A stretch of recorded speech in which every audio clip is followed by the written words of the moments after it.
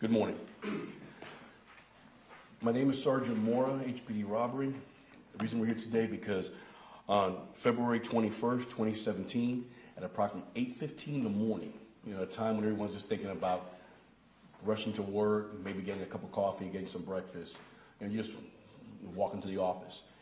A very bold and daring robbery occurred. My complainant just parked her car in her parking garage, like she does every morning, in the 6100 block of Corporate Drive. As she exits the parking garage, she passes the stairwell. She notices a man sitting at the bottom of the stairs. It's unusual, but doesn't think anything of it.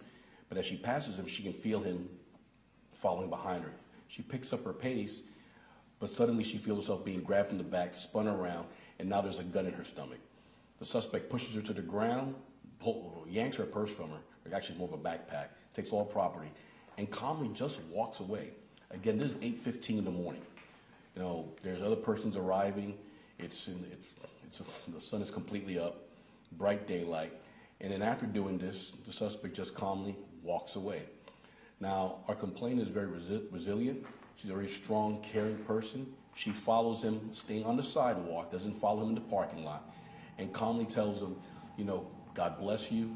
I actually care about you. You don't want to do this. Just bring the bag back to me. As she walks towards the front of her building, the suspect completely ignores the complainant and just walks as if the backpack belongs to him, puts on his bag, and continues on down to the parking lot. We have other video, which is very poor quality, but shows his continued path.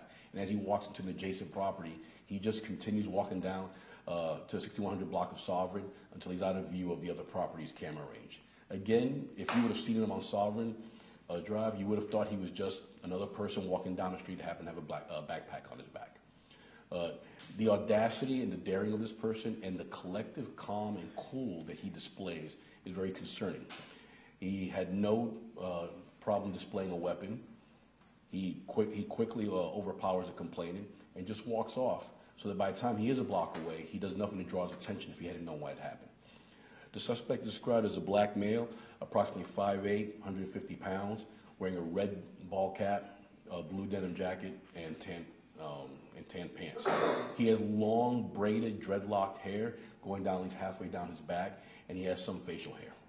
One of the reasons we came here is that the district, the management district for that area has helped and put security cameras out there, which, by the way, these cameras were not concealed and hidden. It's a large security box with a stand-up post that clearly says the security company's name. When I say a large box, it's like a 4-foot by 4-foot box, about 6 feet tall, with a large iron post on top of it holding 4 cameras. It's boldly declaring that the security company's cameras are recording.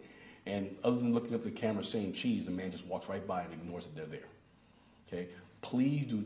I need the citizens of Houston's help in identifying this person. I do not want to reward this person's boldness and audacity with him getting away with this. The complainant's phones and credit cards were taken, but they have not been used, and I don't have any leads in that regard. So I'm truly seeking the public's help in this regard. Sergeant, how's she doing? Fortunately, she's doing very well. Again, she did the right thing. She didn't pursue him per se in the parking lot. She continued walking towards the front of her building, and she called the police from inside.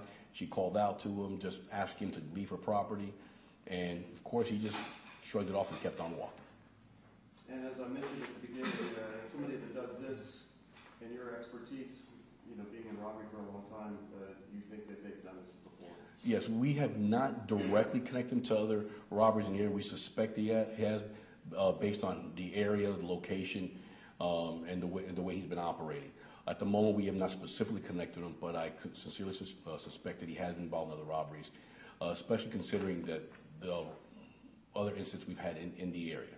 I know there were some arrests made yesterday that were announced. We have not connected him to those persons that were arrested, but this incident occurred in the same area where a lot of those robberies occurred. So there is a possibility.